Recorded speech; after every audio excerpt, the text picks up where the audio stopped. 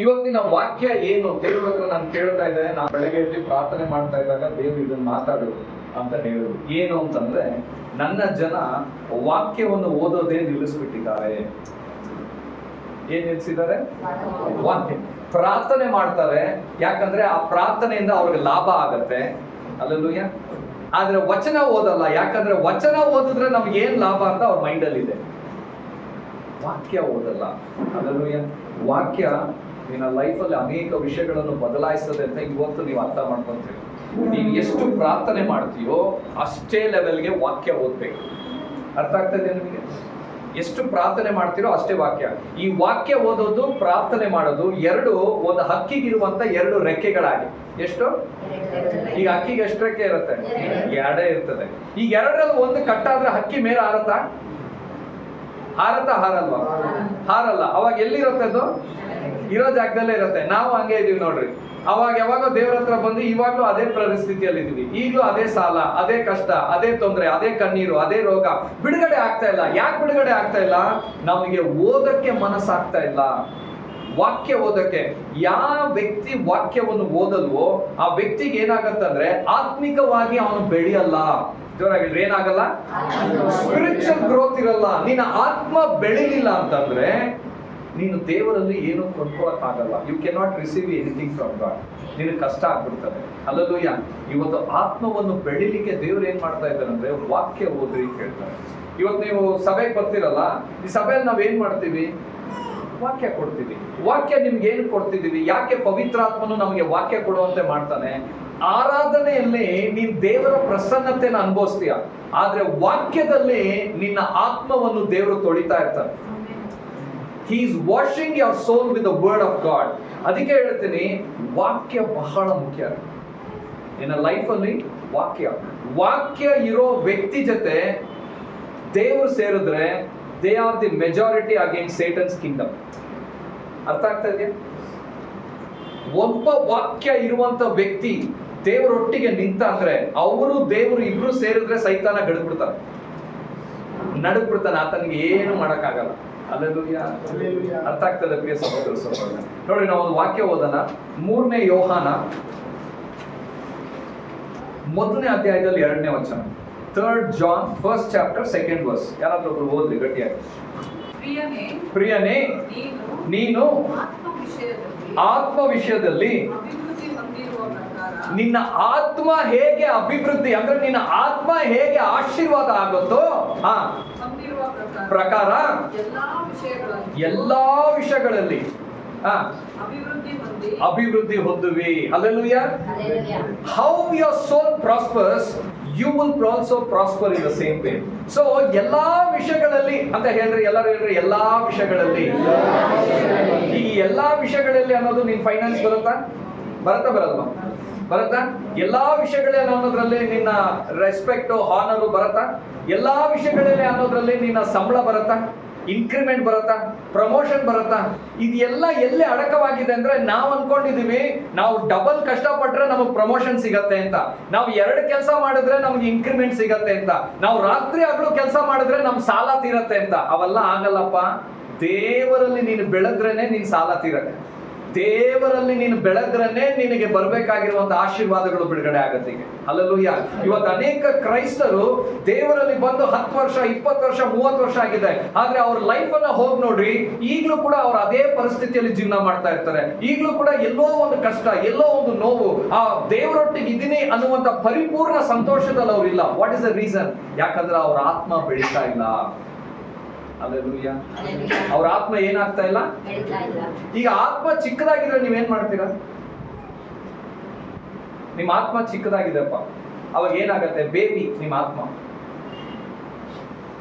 ಏನು ಮಾಡಕ್ಕಾಗತ್ತೆ? ನಿಮ್ಮ ಆತ್ಮ ಬೇಬಿ ಆಗಿದ್ರೆ ದೇವ್ರ ಏನಾದ್ರು ಮಾಡಕ್ಕಾಗತ್ತ? ಏನು ಮಾಡಕ್ಕಾಗಲ್ಲ. ಮಕ್ಕಳು ಹೆಂಗ್ ಗೊತ್ತಾ? ಪ್ರತಿಯೊಂದಕ್ಕೂ ದೇವ್ರ ಹತ್ರ ಕೇಳಲ್ಲ, ಅಮ್ಮ ಅಪ್ಪ ಹತ್ರ ಕೇಳಲ್ಲ, ಅಳ್ತಾನೆ ಇರ್ತಾರೆ. ನಮ್ದು ಅದೇ ಗೋಲು. ಈ ದೇವ್ರ ಹತ್ರ ಬೆಳಿದಿರೋರು ನೋಡ್ರಿ, ಒಂದು ಚಿಕ್ಕ ವಿಷಯ ಆದ್ರೆ ದೇವ್ರ ಹತ್ರ ಹೋಗಿ ಅಳ್ತಾ ಇರೋದು, ಪಕ್ಕದಲ್ಲಿರೋ ಹತ್ರ ಅಳೋದು, ಇವ್ರ ಹತ್ರ ಅಳೋದು, ಅವ್ರ ಹತ್ರ. ಯಾಕೆ? Your soul is not prospered. ಯಾರೊಬ್ಬ ವ್ಯಕ್ತಿ ನಿನ್ ಮುಂದೆ ಬಂದ್ಬಿಟ್ಟು ನನ್ನ ಕಷ್ಟ, ನೋವು, ಬಾಧೆ ಅಂತ ಕಣ್ಣೀರ್ ಇಡ್ತಾನಲ್ಲ, ಇವನ್ ಬೆಳೆದಿಲ್ಲ ಅಂತ ಅರ್ಥ ಮಾಡ್ಕೋಬೇಕು. He has not grown up. Hallelujah. ಇನ್ನೊಂದು ಟೀಮ್ ಬರ್ತದೆ. ಇನ್ನೊಂದು ಯಾವ ಟೀಮು? ಈ ಇನ್ನೊಂದು ಟೀಮ್ ಬಂದ್ಬಿಟ್ಟು ಒಂದು ಸ್ವಲ್ಪ ಬೆಳೆದಿರ್ತಾರೆ, ಒಂದು ಟೀನೇಜ್ ಇಲ್ಲ ಒಂದು ಚಿಕ್ಕ ಮಕ್ಕಳು ಈ ರೇಂಜಿಗೆ ಬೆಳೆದಿರ್ತಾರೆ. ಓಕೆ, ಒಂದು 5 ವರ್ಷ 6 ವರ್ಷ 7 ವರ್ಷ ಲೈಫ್. ಈಗ 5 ವರ್ಷ 6 ವರ್ಷ ಆ ಥರ ಬೆಳೆದಿದ್ರೆ ಏನು ಮಾಡ್ರಿ, ನನ್ನ ಮಕ್ಕಳು ಆ ವಯಸ್ಸಲ್ಲಿ ಇದ್ದಾಗ ನಾನು ನನ್ನ ಮಕ್ಕಳಿಗೆ ಒಂದು ಚಾಕ್ಲೇಟ್ ಕೊಡಿಸ್ತಾ ಇದ್ದೆ. ಕೊಡಿಸಿದ್ರೆ ನನ್ನ ಮಗನಿಗೆ ಕೊಡಿಸ್ದ ಅಂದ್ರೆ ಕೊಡಿಸ್ಬಿಟ್ಟ ಮೇಲೆ ಮತ್ತೆ ನಾನೇ ಅದನ್ನ ರ್ಯಾಪರ್ ಬಿಚ್ಕೊಡ್ತೀನಿ, ಕೊಡೋ ಅಂದ್ರೆ ಕೊಡಲ್ಲ, ಎತ್ಕೊಂಡು ಅವ್ರ ಅಮ್ಮನ ಹತ್ರ ಹೋಗ್ಬಿಡೋದು. ಭಯ ಅವ್ನಿಗೆ ಎಲ್ಲಿ ನಾನು ತಿನ್ಬಿಡ್ತೀನಿ ಅಂತ. ನಾವು ಇನ್ನೂ ಮಕ್ಕಳು, ನಮಗೆ ಗೊತ್ತಿಲ್ಲ ದೇವ್ರು ಕೊಟ್ರೆ ಹಿಂತಿರುಗಿ ಕೊಡ್ತಾರೆ ಅಂತೇಳಿ. ವಿ ಆರ್ ಸ್ಟಿಲ್ ಕಿಡ್, ಬೆಳೀತಾ ಇಲ್ಲ. ನಿನ್ನ ಆತ್ಮ ಬೆಳಿಲಿಲ್ಲ ಅಂದ್ರೆ ನಿನ್ನ ಆತ್ಮಕ್ಕೆ ತಕ್ಕ ಹಾಗೆ ದೇವರು ಕೂಡ ನಿನಗೆ ಆಶೀರ್ವಾದ ಮಾಡಕ್ಕಾಗಲ್ಲ. ಬೈಬಲ್ ಅಲ್ಲಿ ಇರೋದೇ ಅಲ್ವಾ ದೇವ್ರು ಮಾಡೋದು. ಅದನ್ನ ಬಿಟ್ಟು ಏನಾದ್ರು ಮಾಡ್ತಾರ ದೇವರು? ಮಾಡಕ್ ಆಗಲ್ಲ. ಯಾಕಂದ್ರೆ ಅವ್ರ ಕ್ಯಾರೆಕ್ಟರ್ನ ಮೀರಿ ಅವ್ರ ಜೀವನ ಮಾಡಲ್ಲ. ಅದೇ ರೀತಿಯಾಗಿ ಇವತ್ತು ದೇವರು ಹೇಳ್ತಾ ಇದ್ದಾರೆ, ನಿನ್ನ ಅಭಿವೃದ್ಧಿ ನಿನ್ನ ಆತ್ಮ ಅಭಿವೃದ್ಧಿ ಮೇಲೆ ಡಿಪೆಂಡ್ ಆಗಿದೆ. ಹಲ್ಲೆಲೂಯಾ. ನಿನ್ನ ಆಶೀರ್ವಾದ, ನಿನ್ನ ಸೋಲ್ ಹೇಗೆ ಆಶೀರ್ವದಿಸಲ್ಪಡ್ತದೋ ಅದ್ರ ಮೇಲೆ ಅಡಕವಾಗಿದೆ. ಹಲ್ಲೆಲೂಯಾ. ಅರ್ಥ ಆಗ್ತದೆ ಪ್ರಿಯ ಸಹೋದರ ಸಹೋದರರೇ? ಇವತ್ತು ನೀನು ನಾನು ಆತ್ಮವನ್ನು ಬೆಳೆಸಲಿಕ್ಕೆ ಏನು ಸ್ಟೆಪ್ ಅನ್ನು ತಗೋತಾ ಇದೀವಿ, ಹೇಗೆ ಬೆಳೀತಾ ಇದೀವಿ, ಇದನ್ನ ನೀವು ಅರ್ಥ ಮಾಡ್ಕೊಂಡು ಕೇಳ್ಕೋಬೇಕು. ಯಾಕಂದ್ರೆ ಎಷ್ಟೋ ಸರಿ ಏನಾಗತ್ತಂದ್ರೆ ನಾವು ಆ ರೀತಿ ಜೀವನ ಮಾಡಲ್ಲ. Hallelujah, hallelujah. ನಾನು ನೀವು ವಾಕ್ಯವನ್ನು ಓದಲಿಕ್ಕೆ ಯಾವಾಗಲೂ ರೆಡಿ ಆಗಿರ್ಬೇಕು. ಆಮೇಲೆ ನೋಡ್ರಿ, ಅವ್ರು ವಾಕ್ಯ ಓದೋಣ. ದೇವರು ಈ ವಾಕ್ಯನ ಎಷ್ಟು ಇಂಪಾರ್ಟೆಂಟ್ ಆಗಿ ಹಳೆ ಒಡಂಬಡಿಕೆ, ನಾವು ಹೊಸ ಒಡಂಬಡಿಕೆಯಲ್ಲಿ ಹೇಳ್ತಾ ಇದ್ದೀನಿ, ಹಳೆ ಒಡಂಬಡಿಕೆಯಲ್ಲಿ ಎಷ್ಟು ಇಂಪಾರ್ಟೆಂಟ್ ಅಂತ ನಾವು ನೋಡ್ಕೊಳ್ಳೋಣ. ಅದಕ್ಕೂ ಮುಂಚೆ ನಾವೇನ್ ನೋಡೋಣ ಅಂತಂದ್ರೆ, ಈ ವಾಕ್ಯ ಯಾಕೆ ಓದಕ್ಕೆ ಹೇಳ್ತಾರೆ, ಯಾರು ಇದನ್ನ ಬರ್ದಿದ್ದು ಅನ್ನೋದನ್ನ ನಾವು ನೋಡ್ಕೊಳ್ಳೋಣ. ವಾಕ್ಯದ ಪ್ರಕಾರ 2 ತಿಮೋತಿ 3ನೇ ಅಧ್ಯಾಯದಲ್ಲಿ 16-17. ದೈವ ಪ್ರೇರಿತವಾದ, ಎಲ್ಲರೂ ಹೇಳ್ರಿ, ದೈವ ಪ್ರೇರಿತ. ನಿನ್ನ ಸತ್ಯವೇದ ಯಾರೋ ಮನುಷ್ಯನು ಬರೆದಿದ್ದಲ್ಲ, ಇದು ದೈವ ಪ್ರೇರಿತರಾಗಿ ಬರೆಯಲ್ಪಟ್ಟಿರೋದು. It is inspired by the holy spirit. ಪವಿತ್ರಾತ್ಮನು ಪ್ರೇರೇಪಣೆ ಮಾಡಿ ಬರೆಯಲ್ಪಟ್ಟಿರೋದು. ಇವತ್ತು ನೀವು ಓದ್ತಾ ಇರೋದು ದೇವರು ಬರೆಸಿರೋದು. ಮತ್ತೆ ಮುಂದಕ್ಕೆ ಹೋದಮ್ಮ. ದೈವ ಪ್ರೇರಿತವಾದ ಪ್ರತಿಯೊಂದು ಶಾಸ್ತ್ರವು ಉಪದೇಶಕ್ಕೂ ಖಂಡನೆಗೂ ತಿದ್ದುಪಾಟಿಗೂ ನೀತಿ ಶಿಕ್ಷೆಗೂ ಉಪಯುಕ್ತವಾಗಿದೆ.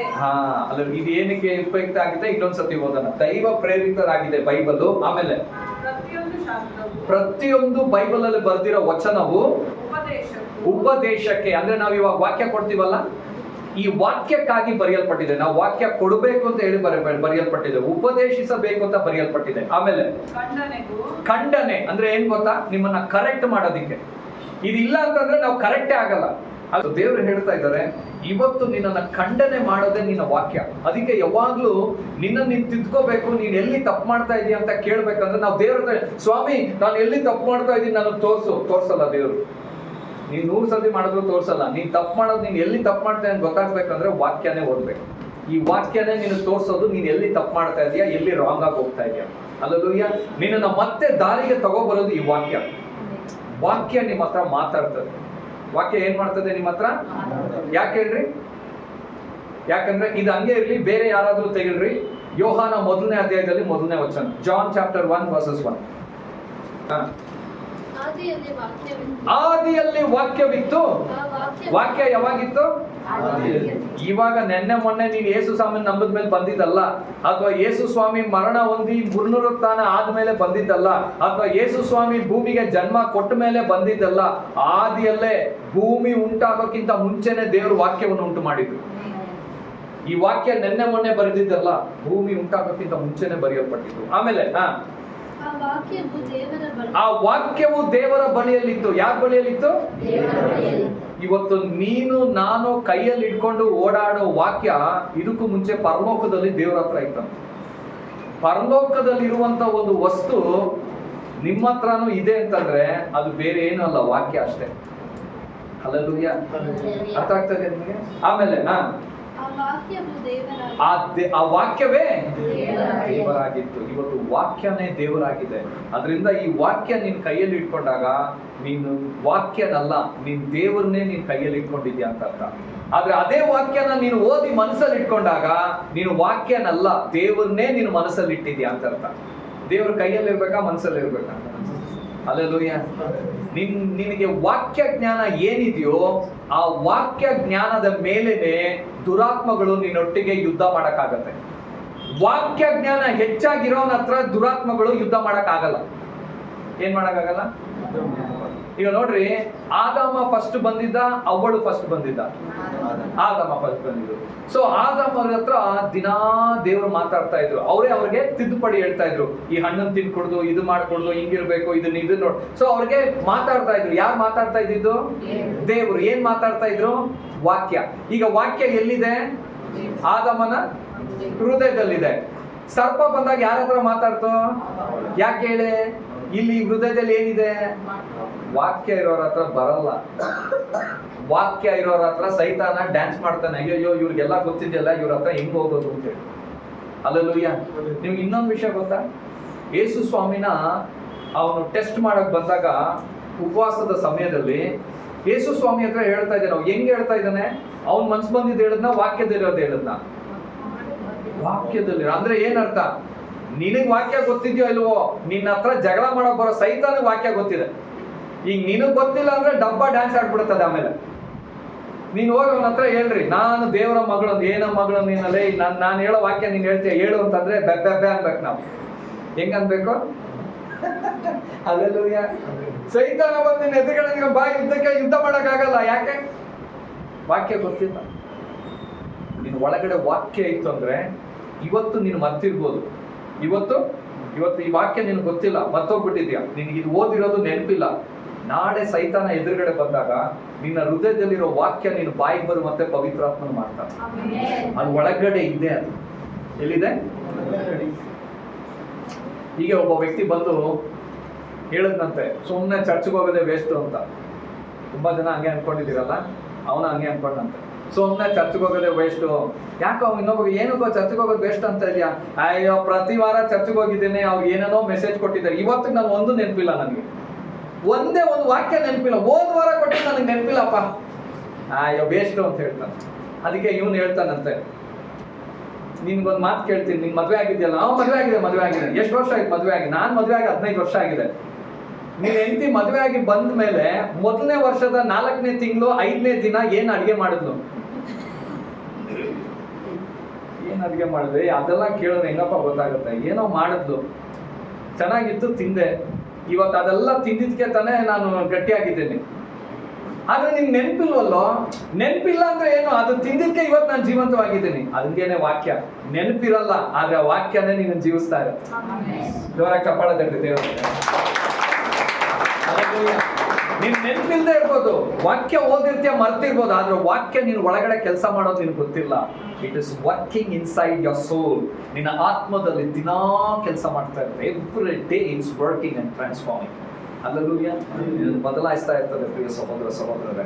ಸೊ ಇದು ಖಂಡನೆಗೆ ವಾಪಸ್ ಇಲ್ಲಿ ಬರೋಣ. ಏನು? ಮೊದಲನೇದಾಗಿ ಖಂಡನೆ, ಆಮೇಲೆ ತಿದ್ದುಪಾಡು. ನೋಡ್ರಿ, ತಿದ್ದುಪಾಡುತ್ತೆ. ನೀವು ಖಂಡನೆ ಮಾಡ್ತಾರೆ, ಸ್ಟ್ರಿಕ್ಟ್ ಆಗಿ ಇದ್ ಮಾಡ್ಕೊಡ್ದು. ಆಮೇಲೆ ತಿದ್ದುಪಾಡುತ್ತೆ. ಎಲ್ಲನ ತಪ್ಪು ದಾರಿ ಹೋದ್ರೆ ಇಲ್ಲ ಇದು ತಪ್ಪು, ವಾಪಸ್ ಬಾ ಅಂತ ಹೇಳಿ ಕರ್ಕೊಂಡ್ ಬರ್ತದೆ. ಆಮೇಲೆ ನೀತಿ ಶಿಕ್ಷೆಗೂ ಉಪಯುಕ್ತವಾಗಿದೆ. ಹಲ್ಲೆಲೂಯಾ. ನೋಡ್ರಿ, ನೀತಿವಂತಿಕೆಯಲ್ಲಿ ಜೀವನ ಮಾಡ್ಬೇಕಂದ್ರೆ ನಾವು ವಾಕ್ಯನೇ ಓದ್ಬೇಕು. ವಾಕ್ಯ ಓದ್ದಿಲ್ಲ ಬ್ರದರ್, ನಾನು ಬರೀ ಪ್ರೇಯರ್ ಮಾಡ್ತೀನಿ ನನಗೆಲ್ಲ ಆಗತ್ತಂದ್ರೆ ಆಗಲ್ಲ. It is just on imagination. ಅದೊಂದು ಭ್ರಮೆ ಅಷ್ಟೇ, ಅಂತ ಆಗೋದಿಲ್ಲ. ವಾಕ್ಯನೂ ಓದ್ಬೇಕು, ಪ್ರಾರ್ಥನೆನೂ ಮಾಡಬೇಕು. ಇವತ್ತು ಅನೇಕ ಕ್ರೈಸ್ತರು, ಕೆಲವೊಂದು ಮನೆಯಲ್ಲಿ ನೋಡ್ರಿ, ಕ್ರೈಸ್ತರು ಚೆನ್ನಾಗಿ ಬೆಳೀತಾ ಇರ್ತಾರೆ. ಸಡನ್ ಆಗಿ ನೋಡ್ದಂದ್ರೆ ದಿಢೀರ್ ಅಂತ ಬಿದೋಗ್ಬಿಡ್ತಾರೆ. ಪಾಪದಲ್ಲಿ ಬಿದೋಗ್ತಾರೆ, ಸಭೆಗೆ ಬರೋದ್ರಲ್ಲಿ ಬಿದೋಗ್ಬಿಡ್ತಾರೆ, ಪ್ರೇಯರ್ ಮಾಡೋದಿಲ್ಲ, ದೇವರಂದ್ರೆ ಹೋಗ ಅಂತಾರೆ. ಯಾಕೆ ಗೊತ್ತಾ? ಅವ್ರ ಒಳಗಡೆ ವಾಕ್ಯ ಇಲ್ಲ, ವಾಕ್ಯ ಮಾತಾಡಕ್ ಆಗ್ತಾ ಇಲ್ಲ. ಅದಕ್ಕೆ ಒಳ್ಳೆ ಕ್ರಿಸ್ತರೇ ಬಿದೋಗಿದ್ದಾರೆ. ಯಾಕೆಂದ್ರೆ ವಾಕ್ಯ ಗೊತ್ತಿರುವ ಸೈತಾನು ಬಂದು ಅವ್ರ ಹತ್ರ ಯುದ್ಧ ಮಾಡಿದಾಗ ಅವ್ರು ಯುದ್ಧ ಗೆಲ್ಲಿಲ್ಲ. ಯಾಕೆ ಗೆಲ್ಲಿಲ್ಲ? ಅವ್ರ ಒಳಗಡೆ ವಾಕ್ಯ ಇಲ್ಲ. ನಿನ್ ಒಳಗಡೆ ವಾಕ್ಯ ಇಲ್ಲ ಅಂತಂದ್ರೆ ನಿನ್ನ ಹಳೇ ಪಾಪಗಳಲ್ಲಿ ಮತ್ತೆ ಬೀಳುವಂತೆ ಸೈತಾನ ಮಾಡ್ಬಿಡ್ತಾನೆ. ಹಳೇ ಸ್ವಭಾವ. ಈಗ ನಮ್ಗೆ ಒಂದು ಸ್ವಭಾವ ಇರುತ್ತೆ, ಹಳೇದಾದ ಒಂದು ಸ್ವಭಾವ ಇತ್ತು ತಿಳ್ಕೊಳ್ರಿ, ಜಗಳ ಮಾಡೋದು, ಕೋಪ ಬರೋದು. ಇವತ್ತು ವಾಕ್ಯ ನಿನ್ ಒಳಗಡೆ ಇಲ್ಲ ಅಂದ್ರೆ ಆ ಸ್ವಭಾವ ನಿನ್ನ ಬಿಟ್ಟೆ ಹೋಗಲ್ಲ. ಪದೇ ಬರ್ತದ ಆ ಸ್ವಭಾವ. ಈಗ ಸುಳ್ಳು ಹೇಳೋದು ನನ್ನ ಸ್ವಭಾವ ಅಂತ ಇಟ್ಕೊಳ್ರಿ. ನಾನು ವಾಕ್ಯ ಓದಿಲ್ಲ, ನನಗೆ ಗೊತ್ತಿಲ್ಲ, ಭಯ ಇಲ್ಲ ಅಂತಂದ್ರೆ ನಾನು ಸುಳ್ಳು ಹೇಳೋದೇ ಬಿಡಲ್ಲ, ಪದೇ ಸುಳ್ಳು ಹೇಳ್ತಾ ಇರ್ತೇನೆ. ನಾನು ಒಳ್ಳೆ ಸೇವಕ ಆಗಿರ್ಬೋದು. ಸೇವಕ ಆಗ್ಬಿಟ್ಟ ಅಂದ್ರೆ ನಾವೆಲ್ಲ ಕರೆಕ್ಟ್ ಆಗಿದ್ದೀವಿ ಅಂತಲ್ಲ, ನಾವು ಬದಲಾಗೋದಿರ್ತದೆ. ನಮಗೂ ವಾಕ್ಯನೇ ಬದಲಾಯಿಸ್ತಾ ಇರ್ತದೆ. It keeps on changing. ಪ್ರತಿ ದಿನ ದೇವರು ನಮ್ಮನ್ನ ಬದಲಾಯಿಸ್ತಾನೆ ಇರ್ತಾರೆ. ಹಲ್ಲೆಲೂಯಾ. ಸೇವಕ ಅನ್ನೋದು ದೇವರು ಕೊಟ್ಟಂತ ಅಭಿಷೇಕ, ಪ್ರವಾದನೆ ಅನ್ನೋದು ದೇವರು ಕೊಟ್ಟಂತ ಅಭಿಷೇಕ. ಆದ್ರೆ ವಾಕ್ಯನೇ ನನ್ನ ಕ್ಯಾರೆಕ್ಟರ್ನ ತೀರ್ಮಾನ ಮಾಡುತ್ತೆ. ಹಲ್ಲೆಲೂಯಾ. ಕ್ಯಾರೆಕ್ಟರ್ ಇಲ್ಲದೆ ನಾನು 100 ಪ್ರವಾದನೆ ಹೇಳಿ 100 ದೆವ್ವ ಬಿಡಿಸಿದ್ರು ನಾನು ಪರಲೋಕ ಹೋಗಕ್ ಆಗಲ್ಲ. ಇಲ್ಲಿ ನಾನು ಒಳ್ಳೆ ಹೆಸರು ತಗೋಬಹುದು, ಪಾಸ್ಟರ್ ಗ್ರೇಟ್ ಅಪ್ಪ, ಬಂದೊಂದು ಪ್ರವಾದನೆ ಹೇಳಿ ಬಂಬಾಡಾಗಿದೆ, ಅಯ್ಯೋ ಕೈ ಇಟ್ರೆ ಸಾಕು ದೆವ್ವಗಳು ಹೋಗ್ಬಿಡತ್ತಪ್ಪ, ಒಳ್ಳೆ ಸೇವಕರು ಇವರು. ಅದು ಇಲ್ಲಿಗೆ ಪರಲೋಕ ನೋಡಿ ನಗ್ತಾ ಇರತ್ತೆ. ಪುಣ್ಯಾತ್ಮ ವಾಕ್ಯನೇ ಗೊತ್ತಿಲ್ಲ, ಏನ್ ಮಾಡ್ತಾನೆ ಅವನು. ಹಲ್ಲೆಲೂಯಾ. ಅರ್ಥ ಆಗ್ತದೆ ನಿಮ್ಗೆ? ವಾಕ್ಯ ನಮ್ಮ ಲೈಫನ್ನ ಬದಲಾಯಿಸ್ಬಿಡ್ತದೆ. ವಾಕ್ಯದಲ್ಲಿ ಇರೋರು ಲೈಫ್ ಯಾವಾಗ್ಲೂ ಚೇಂಜ್ ಆಗಿರ್ತದೆ. ಸೊ ವಾಕ್ಯ ಎಷ್ಟು ಇಂಪಾರ್ಟೆಂಟ್. ಅದಕ್ಕೆ ದೇವ್ರ ವಾಕ್ಯ ಏನ್ ಹೇಳ್ತದೆ ಗೊತ್ತಾ? ಮತ್ತಾಯ 4ನೇ ಅಧ್ಯಾಯ 4ನೇ ವಚನ ಯಾರಾದ್ರೂ ಓದಿ ಬೇಗ. ಮನುಷ್ಯನು ರೊಟ್ಟಿ ತಿಂದ ಮಾತ್ರದಿಂದ ಬದುಕುವುದಿಲ್ಲ, ದೇವರ ಬಾಯಿಂದ ಹೊರಡುವ ಪ್ರತಿಯೊಂದು ಮಾತು. ನೋಡ್ರಿ, ವಾಕ್ಯ ದೇವರ ಬಾಯಿಂದ ಬರೋದು ಮಾತು ಅಂದ್ರೆ ಅದೇ ವಾಕ್ಯ. ಇವತ್ತು ನೀನ್ ಬರೀ ರೊಟ್ಟಿ ತಿಂದ್ಬಿಟ್ಟು ನಾನು ಬದುಕ್ಬಿಡ್ತೀನಿ ಅಂತ ತಿಳ್ಕೊಬೇಡ. ರೊಟ್ಟಿ ತಿನ್ನೋರ್ಗೆ ಭಯಂಕರ ರೋಗಗಳಿದೆ, ಆದ್ರೆ ವಾಕ್ಯದಲ್ಲಿ ಜೀವನ ಮಾಡೋರ್ಗೆ ರೋಗಗಳು ಇದ್ರೂ ಸಹ ಅದೇನು ಮಾಡಕ್ಕಾಗಲ್ಲ. ಹಲ್ಲೆಲೂಯಾ. ನಿನ್ ಜೀವಿತವನ್ನು ದೇವರು ನಡೆಸ್ತಾನೆ. ಕಾರಣ ಏನಂದ್ರೆ ವಾಕ್ಯ ನಿನ್ನ ಲೈಫ್ ಅಲ್ಲಿ ಬಿತ್ತಲ್ಪಟ್ಟಿದೆ. ಹಲ್ಲೆಲೂಯಾ. ಹಲ್ಲೆಲೂಯಾ. ನೋಡ್ರಿ, ವಾಕ್ಯ ದೇವರಿಗೆ ಎಷ್ಟು ಇಂಪಾರ್ಟೆಂಟ್ ಅಂತ ನಾವು ಧರ್ಮೋಪದೇಶ ಕಾಂಡ 18ನೇ ಅಧ್ಯಾಯದಲ್ಲಿ 17ನೇ ಅಧ್ಯಾಯದಲ್ಲಿ 18ನೇ ವಚನದಿಂದ ನೋಡ. Deuteronomy 17th chapter from 18th verse. ಅವನು ರಾಜ್ಯಾಧಿಕಾರ ಅಂದ್ರೆ ಒಬ್ಬ ವ್ಯಕ್ತಿ ರಾಜ ಆದ್ರೆ, ಎಲ್ಲರೂ ಹೇಳ್ರಿ ಏನಾದ್ರೆ? ರಾಜ ಆದ್ರೆ. ಯಾಕೆ ಫಾಸ್ಟಿಂಗ್ ಅಲ್ಲಿ ಬಂದಿದ್ದೀರಾ? ಮತ್ ಜೋರಾಗಿ ಹೇಳ್ರಿ. ಒಬ್ಬ ವ್ಯಕ್ತಿ ರಾಜ ಆದ್ರೆ, ರಾಜ ಆದಾಗ, ರಾಜತ್ವ ಅಂದ್ರೆ ಅವ್ನು ರಾಜ್ಯಕ್ಕೆ ಬರ್ತಾನೆ, ರಾಜ ಆಗ್ತಾನೆ. ರಾಜ ಆದಾಗ ಏನ್ ಮಾಡ್ಬೇಕು? ಬಂದಾಗ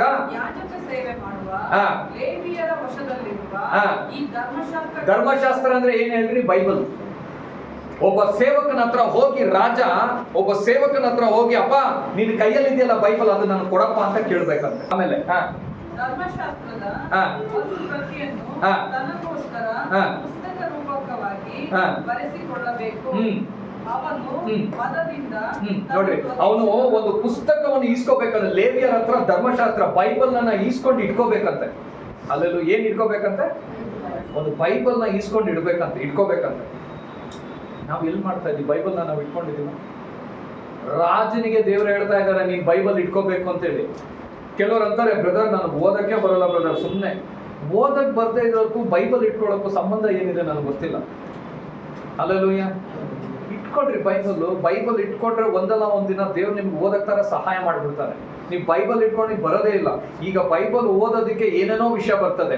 ಮೊಬೈಲ್ ಅಲ್ಲಿ ಕೇಳ್ಕೋಬಹುದು ಬೈಬಲ್, ಆಡಿಯೋ ಬೈಬಲ್ ಅಂತ. ಗೊತ್ತಿಲ್ಲ ಅಂದ್ರೆ ಬಂದು ಹೇಳ್ರಿ, ನಾನೇ ಡೌನ್ಲೋಡ್ ಮಾಡ್ಕೊಡ್ತೀನಿ. ದಿನಾ ವಾಕ್ಯ ಕೇಳ್ಬೋದು ಮನೇಲಿ ಕೂತ್ಕೊಂಡು. ನೀವು ಕೇಳಲ್ಲ, ಮಾಡಲ್ಲ, ಪ್ರಯತ್ನನೇ ಪಡಲ್ಲ, ಮತ್ತೆ ಎಲ್ಲಿಂದ ಆಗತ್ತೆ? Hallelujah. Bible is so important. ಒಬ್ಬ ರಾಜನಿಗೆ ದೇವರು ಹೇಳ್ತಾ ಇದ್ದಾರೆ, ಲೇವಿಯನ್ ಹತ್ರ ಇಸ್ಕೊಂಡು ಯು ಹ್ಯಾವ್ ಟು ಕ್ಯಾರಿ. ಏನಕ್ಕೆ ಇಟ್ಕೋಬೇಕು? ಮುಂದಕ್ಕೆ ಹೋದಮ್ಮ, ಏನಕ್ಕೆ ಇಟ್ಕೋಬೇಕು?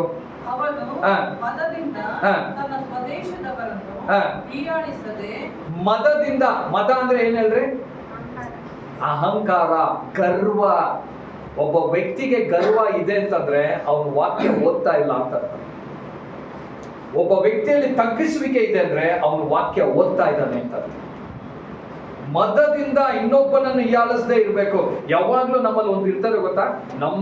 ನಮ್ದೇ ಗ್ರೇಟು, ನಾವೇ ಗ್ರೇಟು, ನಮ್ಮ ಪ್ರಾರ್ಥನೆನೇ ಗ್ರೇಟು, ನಮ್ಮ ವಾಕ್ಯನೇ ಗ್ರೇಟು, ನಾವು ಕೊಡೋ ಪ್ರವಾದನೆನೇ ಗ್ರೇಟು, ಅಥವಾ ನಮ್ಮ ಕೆಲಸನೇ ಗ್ರೇಟು, ನಮ್ಮ ಕ್ಯಾಸ್ಟೇ ಗ್ರೇಟು. ಅವೆಲ್ಲ ಬರ್ಕೊಡ್ರಿ. ಇನ್ನೊಬ್ಬರನ್ನ ನಾವು ಯಾವತ್ತೂ ಕೀಳಾಗೆ ನೋಡ್ಕೊಡ್ರಿ. ಹಲ್ಲೆಲೂಯಾ. ಇವತ್ತು ನಾನು ಸೇವಕ, ನಾನೊಬ್ಬ ಪಾಸ್ಟರ್, ನನಗೆಲ್ಲ ಗೊತ್ತಿದೆ ಅಂತ ಹೇಳಿ ಯಾರಾದ್ರೂ ಒಬ್ಬರು ಅಲ್ಲಿರೋರಿಗೆ ಇವ್ರಿಗೆ ಏನು ಗೊತ್ತಿಲ್ಲ ಅಂತ ನಾನು ಮೈಂಡಲ್ಲಿ ಅಂದ್ಕೊಂಡ್ರೇನು ನಾನು ಬೈಬಲ್ ಓದ್ತಾ ಇಲ್ಲ, ನಾನು ವಾಕ್ಯ ಓದ್ತಾ ಇಲ್ಲ, ನನಗೆ ಜ್ಞಾನ ಇಲ್ಲ. Hallelujah. You can not do that. ನಾವು ಹಂಗೆ ಮಾಡಕ್ಕೆ ಆಗಲ್ಲ. ಪ್ರತಿಯೊಬ್ಬರನ್ನ ನಮ್ಮ ಸ್ಥಾನದಲ್ಲೇ ನಾವು ನಿಲ್ಲಿಸ್ಕೋಬೇಕು. ಆಮೇಲೆ ಯೆಹೋವನ ಆಜ್ಞೆಯನ್ನು ಮೀರಿ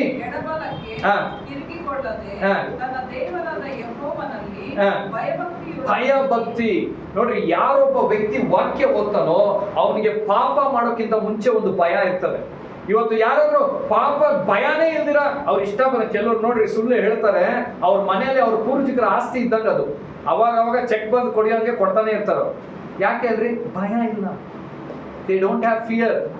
ಇವತ್ತು ನೀನು ಒಂದು ಸುಳ್ಳು ಹೇಳಕ್ಕೆ ಭಯ ಬರಬೇಕು, ಒಂದು ತಪ್ಪು ಮಾಡಕ್ಕೆ ಒಂದು ಭಯ ಬರಬೇಕು. ಅಲ್ಲೂಯ್ಯ.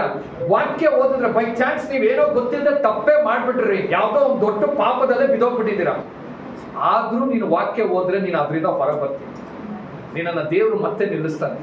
ಅದಕ್ಕೆ ವಾಕ್ಯದಲ್ಲಿ ಬರೆಯಲ್ಪಟ್ಟಿದೆ, ಒಬ್ಬ ಸೇವಕನ ಏನಂತ ಹೇಳ್ತಾನೆ, ಸೈತಾನೆ ನಗ್ಬೇಡ, ನಾನು ಬಿದ್ದಿದ್ರು ಮತ್ತೆ ಹೇಳ್ತೀನಿ.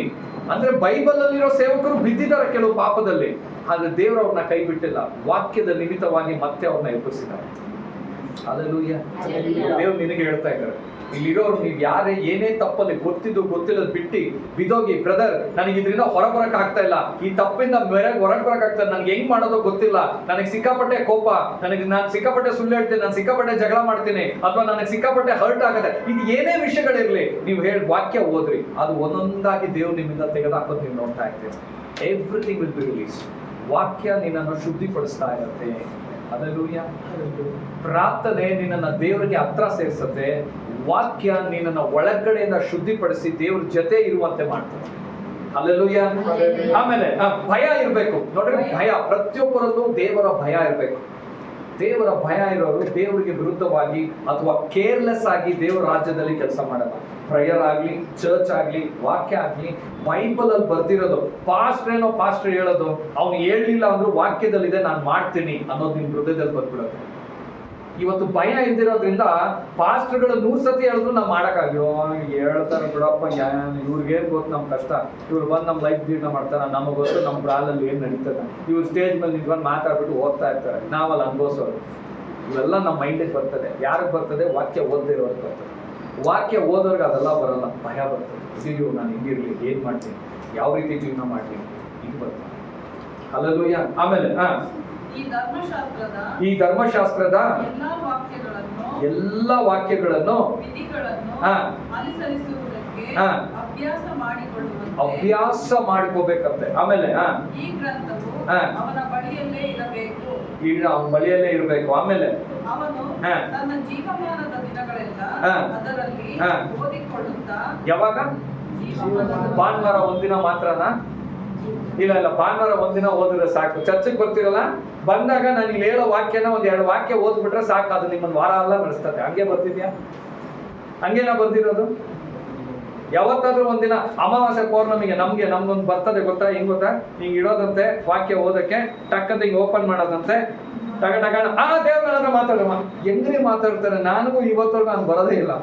ಹಂಗೆಲ್ಲ ಮಾತಾಡಲ್ಲ ರೀ ದೇವ್ರು, ಸುಳ್ಳು ಅದಲ್ಲ. ಹಲ್ಲೆಲೂಯಾ. ಅದು ನಿನ್ನ ಶರೀರ, ಅದು it is not from spirit of god. Hallelujah. ಅರ್ಥ ಆಗ್ತದೆ ನಿಮಗೆ? ಸೊ ದೇವರು ದಿನಾ ಓದ್ಬೇಕು ಅಂತಾರೆ. ಹೇಳ್ರಿ ಎಲ್ಲಾರು, ದಿನಾ ಓದ್ಬೇಕು, ದಿನಾ ಓದ್ಬೇಕು. ಒಂದು ದಿನ ನೀನ್ ಮಿಸ್ ಮಾಡ್ಕೊಡುದು. ರಾತ್ರಿ 12 ಗಂಟೆ ಆಯ್ತು, 1 ಗಂಟೆ ಹೋಯ್ತು, ಅದು ನಿನ್ನ ಹಣೆ ಬರ. ದೇವ್ರಿಗೆ ಬೇಕಾಗಿರೋದು ಓದ್ ಬೈಬಲ್. ಅವಾಗ್ಲೇ ಮಾರನೇ ದಿನ ದೇವ್ರು ನಿನ್ನನ್ನ ಎಚ್ಚರ ಪಡಿಸ್ತಾರೆ, ಬಲಪಡಿಸ್ತಾರೆ. ನಾಳೆ ಏನಾಗುತ್ತೆ ಅಂತ ದೇವ್ರು ಇವತ್ತೇ ಮಾತಾಡ್ತಾರೆ, ವಾಕ್ಯದಲ್ಲಿ ಮಾತಾಡ್ತಾರೆ. ಬಲ, ಧೈರ್ಯ ಬರ್ತದೆ. ಯಾಕಂದ್ರೆ ವಾಕ್ಯ ಓದ್ಬೇಕು. ವಾಕ್ಯ ಓದಿದ್ರೆ ಜ್ಞಾನ ಇರುತ್ತೆ. ಹಲ್ಲೆಲೂಯಾ. ಅರ್ಥ ಆಗ್ತದೆ ಪ್ರಿಯ ಸಹೋದರರೇ, ದಿನಾ ಓದ್ಬೇಕು ಅಂತ ಹೇಳ್ತಾ ಇದ್ದಾರೆ. ಫಸ್ಟ್ ವಾಕ್ಯ ಓದ್ರಿ. ವಾಕ್ಯ ನೀವು ಲೈಫ್ ಬದಲಾಯಿಸುತ್ತೆ ಅಂತ ದೇವರೇ ಹೇಳ್ತಾ ಇದ್ದಾರೆ. ಒಂದು ವಾಕ್ಯ ಇದೇ ಇಟ್ಕೋಬೇಕು ಕೈಯಲ್ಲಿ ಅಂತ ದೇವ್ರು ರಾಜನಿಗೆ ಹೇಳ್ತಾ ಇದ್ದೀರಿ, ನಾವೆಲ್ಲ ಏನ್ ಲೆಕ್ಕ. ಆಮೇಲೆ ಮುಂದಕ್ಕೆ ಹೋದ್ರೆ ಆಮೇಲೆ ಏನಾಗುತ್ತೆ? ಹೀಗಾದರೆ ಅವನ ಸಂತತಿಯವರು ಬಹುಕಾಲ ರಾಜ್ಯಾಧಿಕಾರವನ್ನು ನಡೆಸುತ್ತಾರೆ. ಅಂದ್ರೆ ಬಹುಕಾಲ ಅವನು ರಾಜನಾಗಿರ್ತಾನಂತೆ. ಯಾವಾಗ? ಚೆನ್ನಾಗಿ ಆಡಳಿತ ಮಾಡಿದ್ರೇನಾ? ಜನರಿಗೆ ಒಳ್ಳೇದ್ ಮಾಡಿದ್ರೇನಾ? ಜನರಿಗೆ ಒಳ್ಳೇದ್ ಫ್ರೀ ಗಿಫ್ಟ್ಗಳು ಕೊಟ್ರೇನಾ? ಯಾವಾಗ ಅವನ ರಾಜ್ಯದಲ್ಲೇ ಇರ್ತಾನೆ? ಅವನು ಯಾವಾಗ ಎಲ್ಲಿವರೆಗೂ ರಾಜನಾಗೇ ಇರ್ತಾನೆ? ವಾಕ್ಯ ಓದ್ದಾಗ. ಹಲ್ಲೆಲೂಯಾ. ಏನು ಓದ್ದಾಗ? ವಾಕ್ಯ ಓದ್ದಾಗ. ವಾಕ್ಯ ಓದಿದಾಗ 100% ಅವನು ಹಾಗೆ. ಆಮೇಲೆ ಮುಂದಕ್ಕೆ ಬಹುಕಾಲ ರಾಜ್ಯಾಧಿಕಾರವನ್ನು ನಡೆಸುತ್ತಾ ಇಸ್ರಾಯೇಲರ ನಡುವೆ ಅಂದ್ರೆ ಅವರ ಜನರ ಮಧ್ಯದಲ್ಲಿ ಅವರು ಬಾಳುವರು. ಹಲ್ಲೆಲೂಯಾ.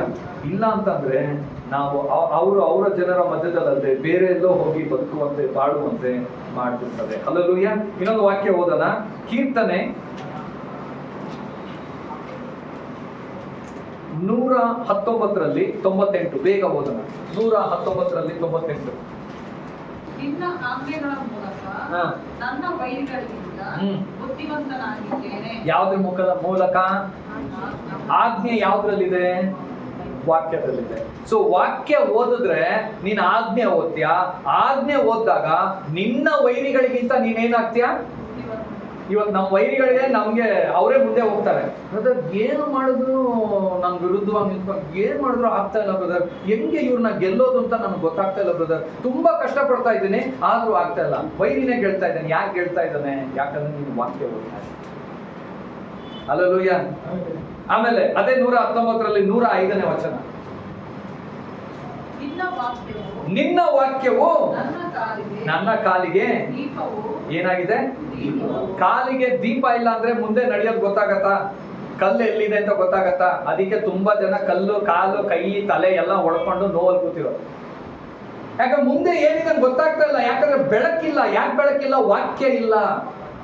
ಅವ ಸ್ಟ್ರೀಟ್ ಲೈಟ್ ಅಲ್ಲಪ್ಪ, ವಾಕ್ಯದ ಬೆಳಕು ಲೌಕಿಕವಾದ ಬೆಳಕಾಗಿರ್ತದೆ, ದೇವರು ಕೊಡುವಂತ ಬೆಳಕಾಗಿರ್ತದೆ. ಇವತ್ತು ಕಾಲು ಕಲ್ಲಿಗೆ ಹೊಡ್ಕೊಳ್ಳೋದಂತಂದ್ರೆ ನಿನ್ ಕಾಲು ಎತ್ಕೊಂಡು ಹೊಡ್ಕೊಳ್ಳೋದಲ್ಲ, ಏಟು ಬಿದ್ದು ಬೀಳೋದಂದ್ರೆ ಮೈ ಕೈ ಏಟು ಬೀಳೋದಲ್ಲ.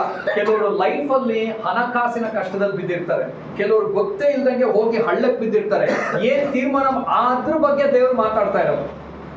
Is talking about failures in your life.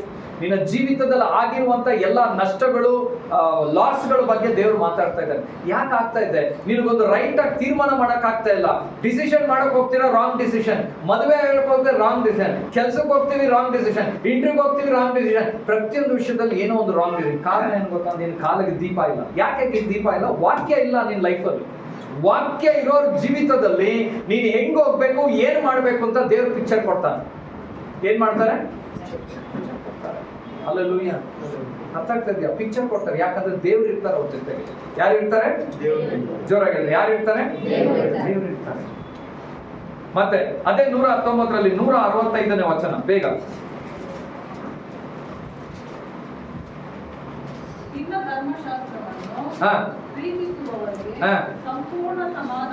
ಏನಿರ್ತದೆ?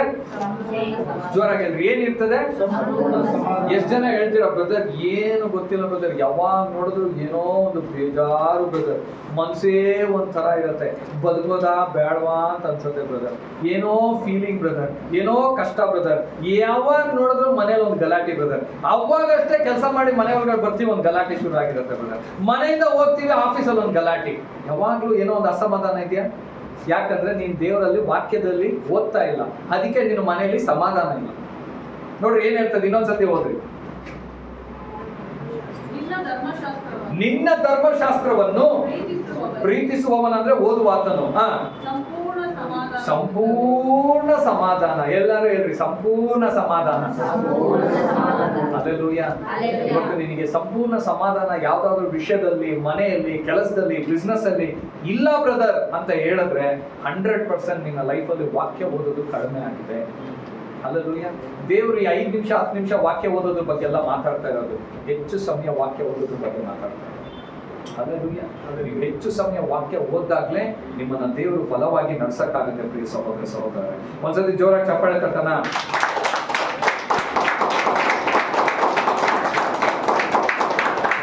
ಹಲ್ಲೆಲೂಯಾ. ನೋಡ್ರಿ, ಒಂದು ಹೇಳ್ತೀನಿ, ಇವತ್ತು ನಾವೇನಾದ್ರೂ ಒಬ್ರು ಪಾಪ ಮಾಡ್ತಾ ಇರ್ತಾರೆ, ಓಕೆ, ಅವ್ರು ಪಾಪ ಮಾಡಿದಾಗ ಅವ್ರು ಪಾಪ ಮಾಡ್ತಾರೆ, ಆದ್ರೆ ನಾವು ಅವ್ರಿಗೆ ಹೋಗಿ ಎಚ್ಚರಿಕೆ ಕೊಡ್ಲಿಲ್ಲ ಅಂದ್ರೆ ದೇವರು ನೀನೇ ಹೊಣೆ ಅಂತಾರಂತೆ. ಹೌದಾ ಅಲ್ವಾ? ಕರೆಕ್ಟಾ? ಪಕ್ಕದಲ್ಲಿರೋರು ಪಾಪ ಮಾಡ್ತಾರೆ. ಫಾರ್ ಎಕ್ಸಾಂಪಲ್ ನಾನಿಲ್ಲಿ ನಮ್ಮ ಜೋಯಲ್ ಪಕ್ಕದಲ್ಲಿ ನಿಂತ್ಕೊಂತೀನಿ. ಜೋಯಲ್ ಏನಾದ್ರು ತಪ್ಪು ಮಾಡಿದಾಗ ಜೋಯಲ್ನ ದೇವ್ರ ಲೆಕ್ಕ ಕೇಳಲ್ಲ. ನಿನ್ ಪಕ್ಕದಲ್ಲಿ ಇದ್ದಾನಲ್ಲ, ನೀನ್ ಯಾಕೆ ಜೋಯಲ್ನ ಎಚ್ಚರಿಸ್ಲಿಲ್ಲ ಅಂತ ಕೇಳ್ತಾರೆ. ಹಲ್ಲೆಲೂಯಾ. ಅದೇ ತರನೇ ನೀನು ಚರ್ಚಲ್ಲಿ ಕೂತ್ಕೊಂಡಿದ್ದಾಗ ಶಬ್ದ ಮಾಡೋದು, ಚಪ್ಪಾಳೆ ತಟ್ಟೋದು, ವಿಸಿಲ್ ಹೊಡಿಯೋದು ಮಾಡ್ದಿರಾ ನೀನು ಪಕ್ಕದಲ್ಲಿರೋರು ನಿದ್ದೆ ಮಾಡಿದ್ರೆ ಅದಕ್ಕೆ ನೀನೇ ಕಾರಣ. ಪಕ್ಕದಲ್ಲಿರೋರ್ ಮಕ ನೋಡ್ಕೊಳ್ರಿ, ಎದ್ದಿದಾರ ಮಲಗಿದಾರ.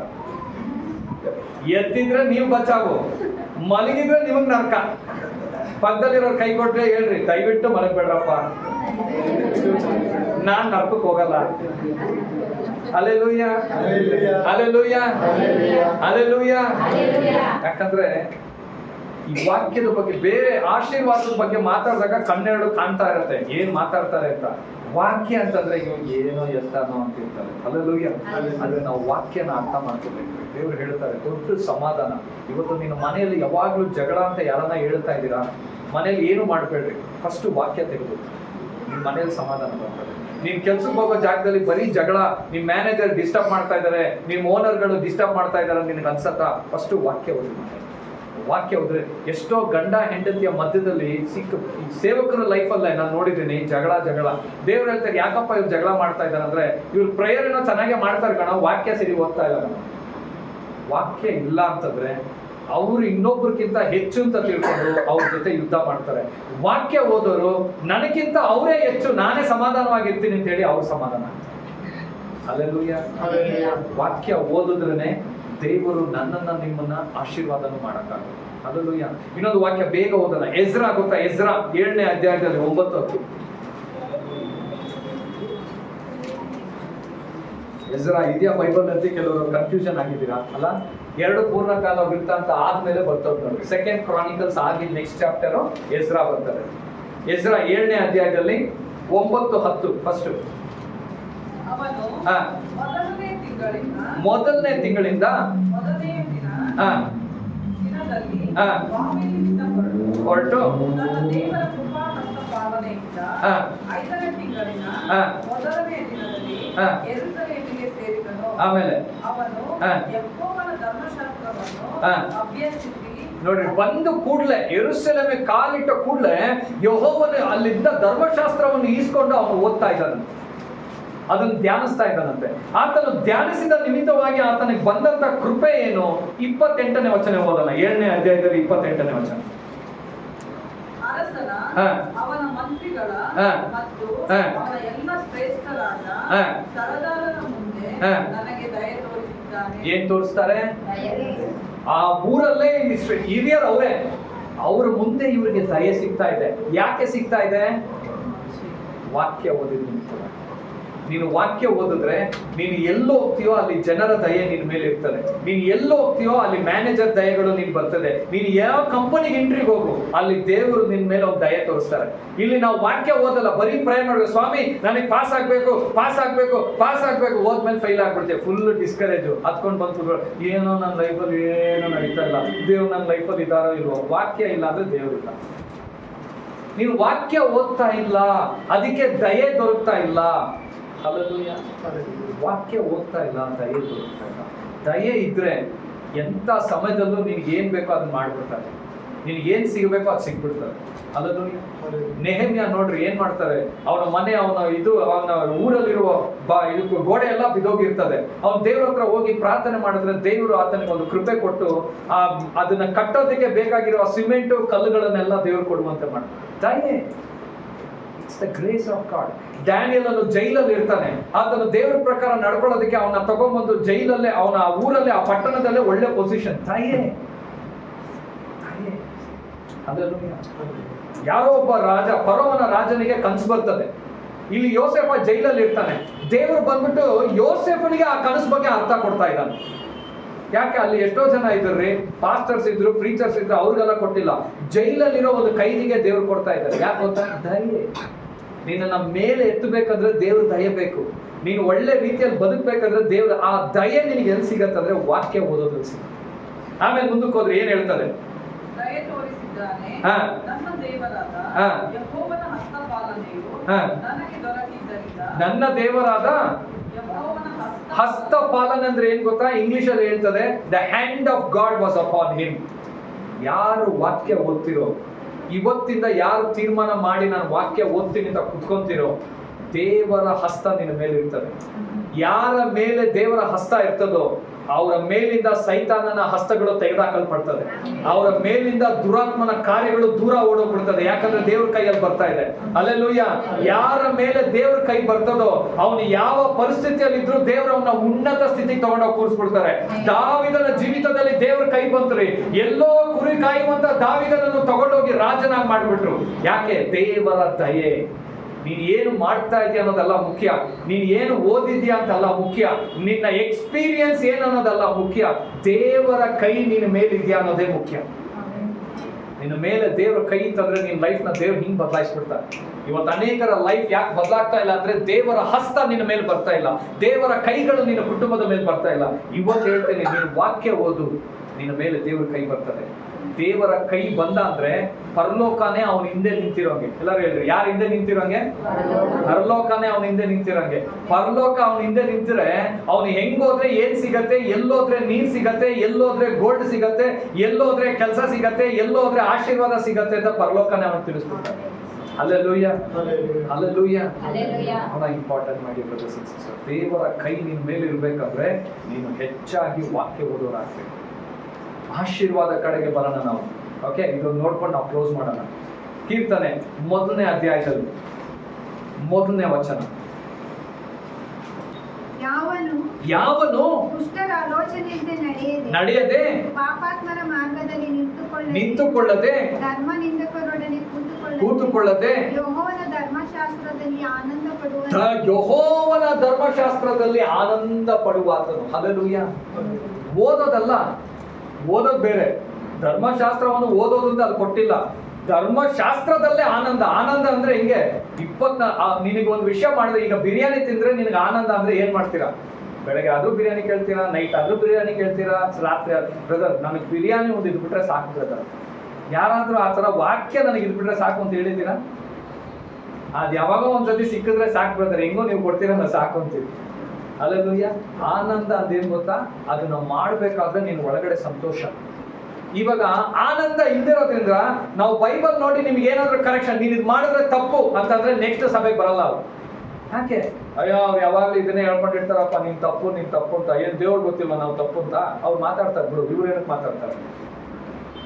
ಆದ್ರೆ ಆನಂದ ಪಡೋನು ಕರೆಕ್ಷನ್ ಕೂಡ ಆನಂದವಾಗಿ ತಗೊಂತಾನೆ. ಹೌದು ಬ್ರದರ್ ನಾನು ತಪ್ಪೇ ಬ್ರದರ್, ನಾನು ಬದಲಾಗ್ಬೇಕು, ನಾನು ಚೇಂಜ್ ಆಗ್ಬೇಕು ಬ್ರದರ್. ಆನಂದ, delight in the word of God. ನೀನು ವಾಕ್ಯ ಓದ್ಬೇಕಾದ್ರೆ you will have a joy inside. ಇಲ್ಲಿ ನಾನು ವಾಕ್ಯ ತೆಗೆದು ಓದ್ತಾ ಇರ್ತೀನಿ, ಯೆಹೋವನು ಭೂಮಿ ಆಕಾಶಗಳನ್ನು ಉಂಟು ಮಾಡ್ತಾ ಇದ್ದಾನೆ. ನೀನು ವಾಕ್ಯ ಬಾಯಲ್ಲಿ ಓದ್ತಾ ಇದೆಯಾ, ಹೃದಯದಲ್ಲಿ ಪರಲೋಕದ ಸಂತೋಷ ತುಳ್ಕಾಡ್ತಾ ಇರುತ್ತೆ. ಹಲ್ಲೆಲೂಯಾ. ಒಂದ್ಸತಿ ಜೋರಾಗಿ ಚಪ್ಪಾಳೆ ತಟ್ಟಿದ್ದೇವೆ. ವಾಕ್ಯ ಓದೋರಿಗೆ ದುಃಖ ಅನ್ನೋದು ಹೃದಯದಲ್ಲಿ ಇರಲ್ಲ. ಆ ವಾಕ್ಯ ಓದಕ್ಕೆ ಪ್ರಾರಂಭ ಮಾಡಿದಾಗಲೇ ನೀನು ಒಳಗಡೆ ಇರೋ ದುಃಖಗಳನ್ನ ದೇವರು ತೆಗೆದಾಕ್ಬಿಟ್ಟು ಪರಲೋಕದ ಸಂತೋಷ ಹೊರಗೆ ಬಂದು ಅಲ್ಲೂ ಆಮೇಲೆ ಮುಂದಕ್ಕೆ ಹೋಗಿ ಅದನ್ನೇ ಜೋರಾಗಿ ಅದನ್ನೇ ಹಗಲಿರುಳು. ಏನ್ರಿ ಎಲ್ಲಾರು ಯಾವಾಗ? ಹಗಲು.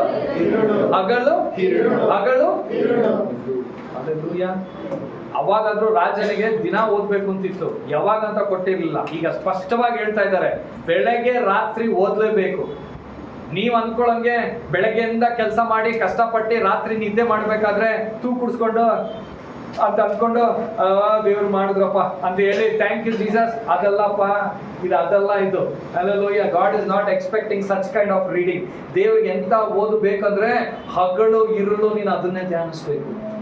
Hallelujah, hallelujah. ಈ ಸಹೋದರರೇ, ವಾಕ್ಯ ಹೆಚ್ಚಾಗಿ ಓದಬೇಕು.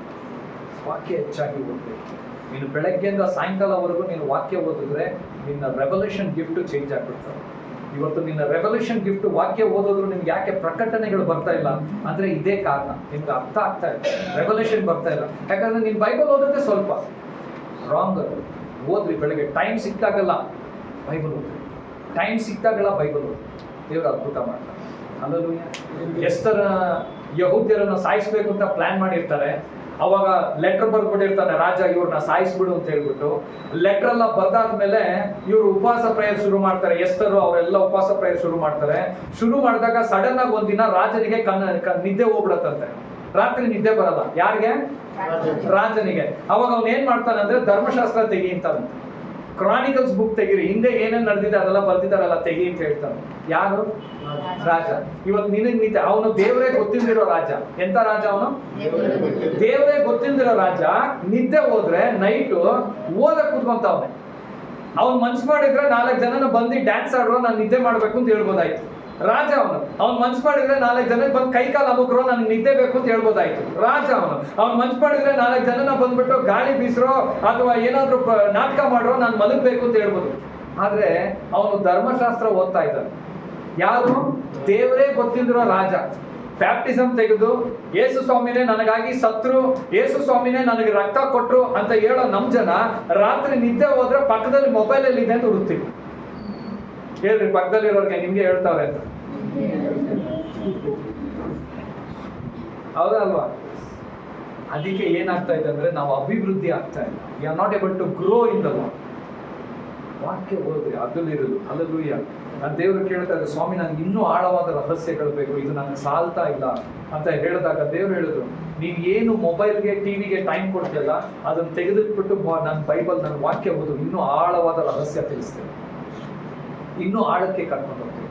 ಅಂದ್ರೆ ದೇವ್ರು ಏನ್ ಹೇಳ್ತಾನಂದ್ರೆ, ನಾವು ಎಷ್ಟು ಲೋಕವನ್ನು ಬಿಟ್ಟು ವಾಕ್ಯದ ಜೊತೆ ಹೋಗ್ತೀವೋ ಅಷ್ಟು ನಿಮಗೆ ಪರಲೋಕದ ವಿಷಯಗಳು ತಿಳಿಯಲ್ಪಡ್ತಾ ಇದೆ. ಹಲ್ಲೆಲೂಯಾ. ಈ ಪರಲೋಕದ ವಿಷಯ ಅಂದ್ರೆ ನಾನು ಹೇಳ್ತಾ ಇರೋದು, ನಾನು ಹೇಳುವಂತ ದರ್ಶನಗಳು ಅಥವಾ ಪ್ರವಾದನೆಗಳು ಅಥವಾ ಇನ್ನೊಂದಲ್ಲ. You will see heaven. ಪರಲೋಕದ ಆಳವಾದ ರಹಸ್ಯಗಳು, ಗೊತ್ತಿಲ್ಲದಿರೋ ಗೂಢಾರ್ಥಗಳನ್ನು ದೇವರು ತಿಳಿಸ್ತಾನೆ. when you get separated from the world and get connected to the word of God. Hallelujah.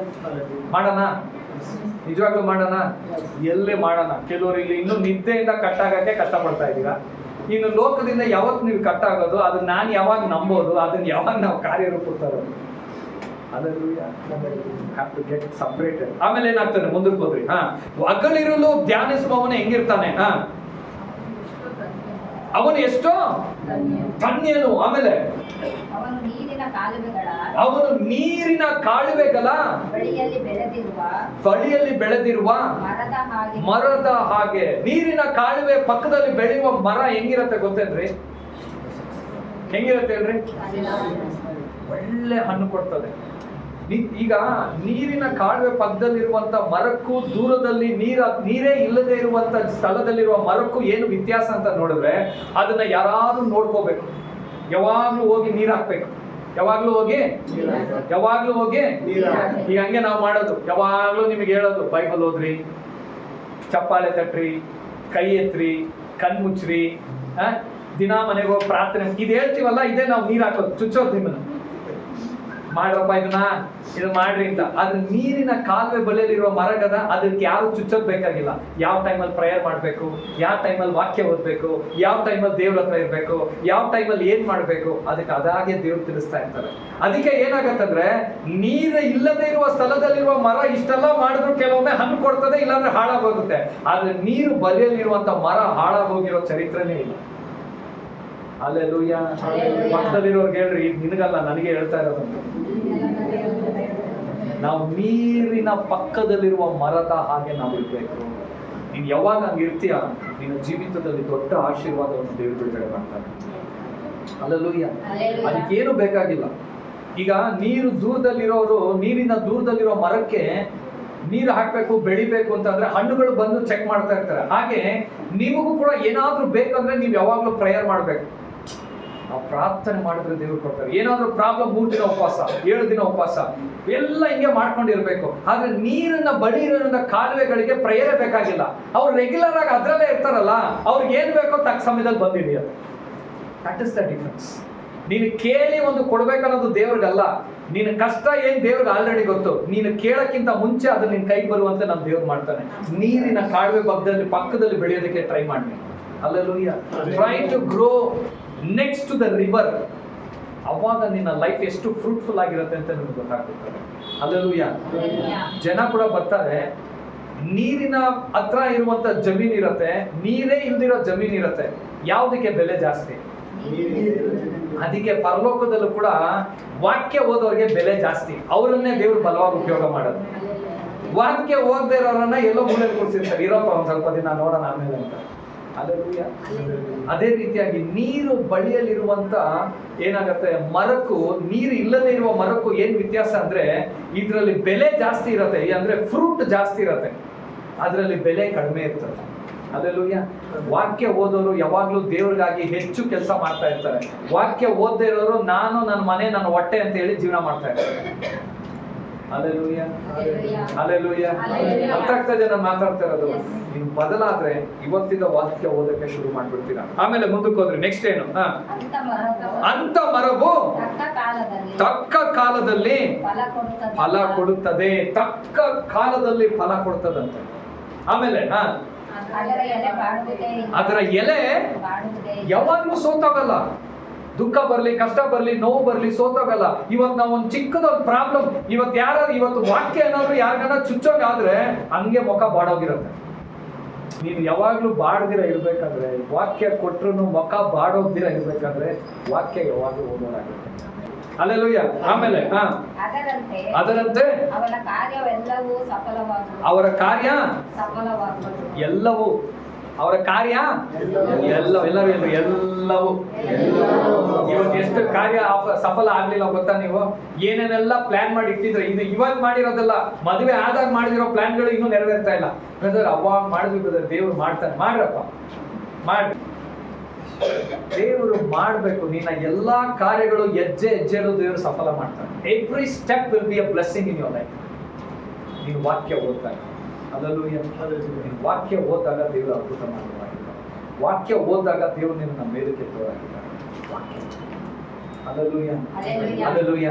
ಅಪೊಸ್ತಲರು ವಾಕ್ಯ ಓದ್ತಾ ಇದ್ರು, ಅವ್ರನ್ನ ದೇವರು ಹೆಂಗ್ ಉಪಯೋಗ ಮಾಡಿದ್ರು.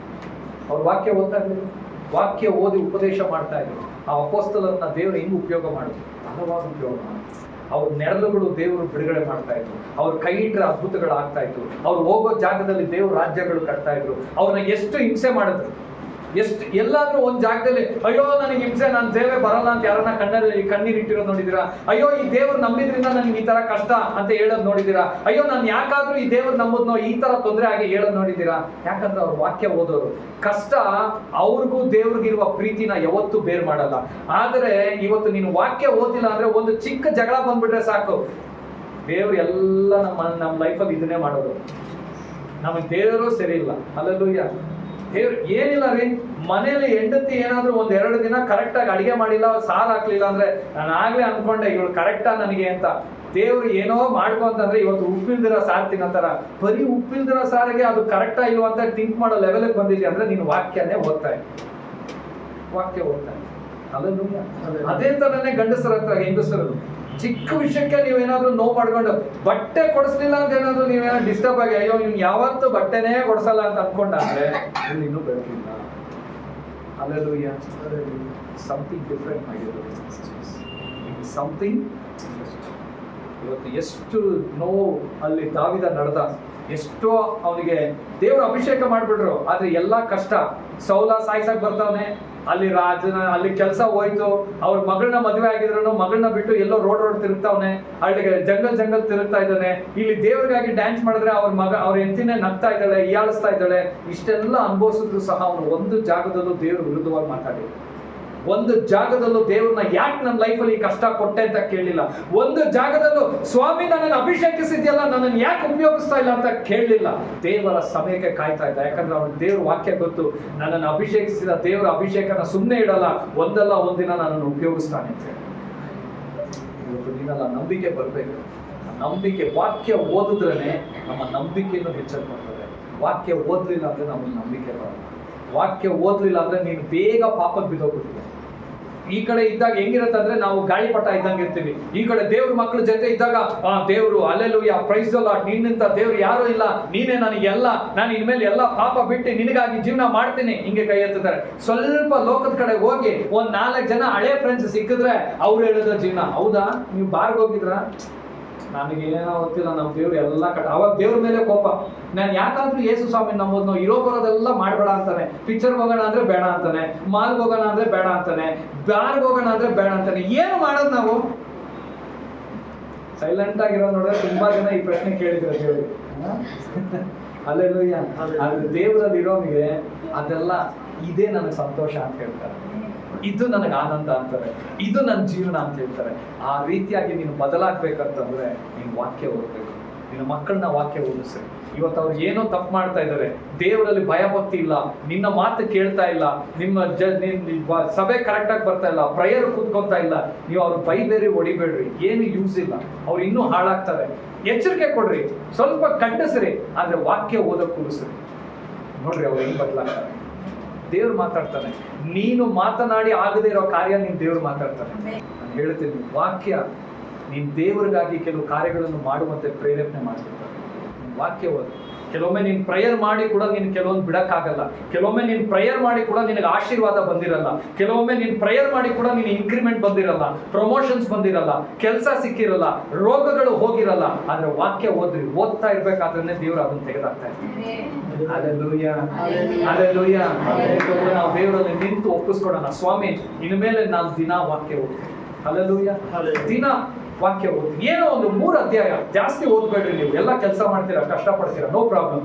ಅಟ್ಲೀಸ್ಟ್ ಮಿನಿಮಮ್ ನೀವು ಎಷ್ಟನ ಓದ್ಕೊಳ್ರಿ, ಆದ್ರೆ ಕಡಿಮೆ ಅಂದ್ರೂ 3 ಅಧ್ಯಾಯ ಓದ್ತೀನಿ. ಒಪ್ಪಿಸ್ಕೊಡೋಣ.